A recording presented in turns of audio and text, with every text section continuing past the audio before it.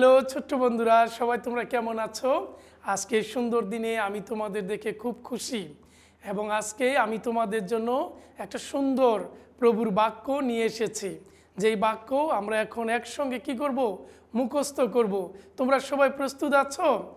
হ্যাঁ, তাহলে আমার পরে পরে তোমরা এই বাক্য বলো। ঈশ্বরের বাক্য, রোমিও 6:23। কেননা পাপের বেতন মৃত্যু, কিন্তু ঈশ্বরের অনুগ্রহ দান আমাদের প্রভু যিশু খ্রিস্টেতে অনন্ত জীবন। ঈশ্বরের বাক্য, রোমিও 6:23। আরেকবার করব। ঈশ্বরের বাক্য, রোমিও 6:23। কেননা পাপের বেতন মৃত্যু, কিন্তু ঈশ্বরের অনুগ্রহ দান আমাদের প্রভু যিশু খ্রিস্টেতে অনন্ত জীবন। ঈশ্বরের বাক্য, রোমিও 6:23। ছোট্ট বন্ধুরা, এতক্ষণ আমরা যে বাক্য মুখস্থ করেছি, তোমরা কি বাক্য বুঝেছ? যদি না বুঝো, আমি তোমাদেরকে কি করব? সহজভাবে বুঝিয়ে দিব। তাহলে আজকে বাক্যের মধ্যে বলা হয়েছে, কেননা পাপের বেতন কি? মৃত্যু। কিন্তু ছোট্ট বন্ধুরা, আমরা যখন, তোমাদের মা বাবা আছে যারা শহরের মধ্যে চাকরি করে, তারা মাস শেষে কি পায়?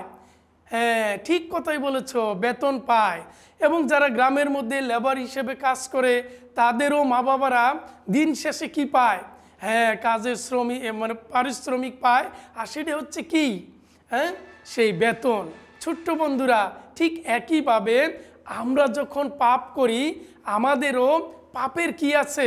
বেতন আছে। বলো তো দেখি, সেই বেতন কি? হ্যাঁ, ঠিক কথা বলেছ, সেই বেতন হচ্ছে কি? মৃত্যু। ছোট্ট বন্ধুরা, আমরা যখন এই পৃথিবীর মধ্যে জন্মগ্রহণ করেছি, আমরা সকলে পাপ নিয়ে কি করেছি? জন্মগ্রহণ করেছি। এবং তারপর আমরা যখন আস্তে আস্তে বড় হচ্ছিলাম, আমরা নিজেরা পাপ করতে শুরু করেছি। কিভাবে জানো? হ্যাঁ, আমি তোমাদের বলে দিচ্ছি, আমার পরে পরে তোমরা বলবে, ঠিক আছে? চিন্তা দ্বারা, কথা দ্বারা, ব্যবহার দ্বারা ঈশ্বরকে অখুশি করা কি? পাপ। হ্যাঁ ছোট্ট বন্ধুরা, এই পাপ আমরা সকলে করতেছি। তাহলে আমরা যদি সকলে পাপ নিয়ে যদি মৃত্যুবরণ করি, তাহলে কোথায় যাব? হ্যাঁ, ঠিক কথা বলেছ, নরকে। কিন্তু আজকে পবিত্র বাইবেল আমাদেরকে এই কথা বলে যে ঈশ্বর অনুগ্রহ করে তিনি আমাদেরকে একটা জিনিস তিনি দিয়েছেন। আর সেটা কি? সে অনুগ্রহটা কি? অনুগ্রহ হচ্ছে যা আমরা পাবার যোগ্য না, সেই বিষয়টাই তিনি আমাদের দিয়েছেন। আর সেই বিষয় কি? কারণ আমরা যে পাপে জীবনযাপন করতেছি, এই পাপ থেকে নিজের শক্তি দ্বারা, নিজের ভালো কাজের দ্বারা, নিজের জ্ঞান দ্বারা আমরা এই পাপের ক্ষমা পেতে পারি না। কিন্তু তারপরেও ঈশ্বর আমাদের প্রতি প্রেম করে তার প্রিয় পুত্র যিশু খ্রিস্টকে এই পৃথিবীতে কি করেছেন? পাঠিয়েছেন। কেন? আমার তোমার পাপের ক্ষমা দেওয়ার জন্য। আর এই যিশু খ্রিস্ট এই পৃথিবীতে এসে আমার তোমার জন্য ক্রুশের উপরে কি দিয়েছেন? জীবন দিয়েছেন। কিন্তু ছোট্ট বন্ধুরা, যিশুর কোনো কি ছিল না? পাপ ছিল না। কিন্তু তোমার আমার পাপের শাস্তির পরিবর্তে তিনি ক্রুশে মৃত্যুবরণ করেছেন। আজকে ছোট্ট বন্ধুরা, তোমরা এই বাক্য অনেকবার তোমরা শুনেছ, কিন্তু তোমরা হয়তো এই বাক্য তোমরা বিশ্বাস করনি। কিন্তু আজকে সুবর্ণ সুযোগ, তোমরা যদি এই মুহূর্তে যিশু খ্রিস্টের কাছে এসে তোমাদের পাপের ক্ষমা চাও, যিশু এই মুহূর্তে তোমাদের সকলের পাপ কি করবেন? ক্ষমা করে দিবেন। এখন তোমরা হয়তো চিন্তা করতেছ, আমি কিভাবে ক্ষমা চাবো?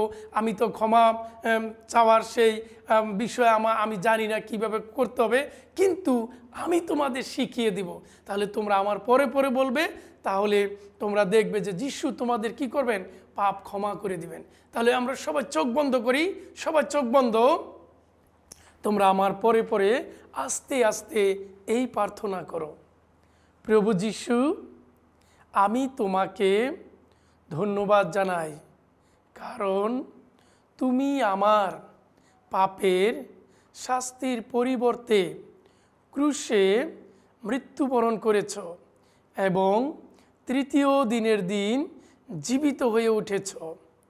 আমি বিশ্বাস করি প্রভু যিশু তুমি আমার সমস্ত পাপ ক্ষমা করো এবং আমার হৃদয়ে এসো।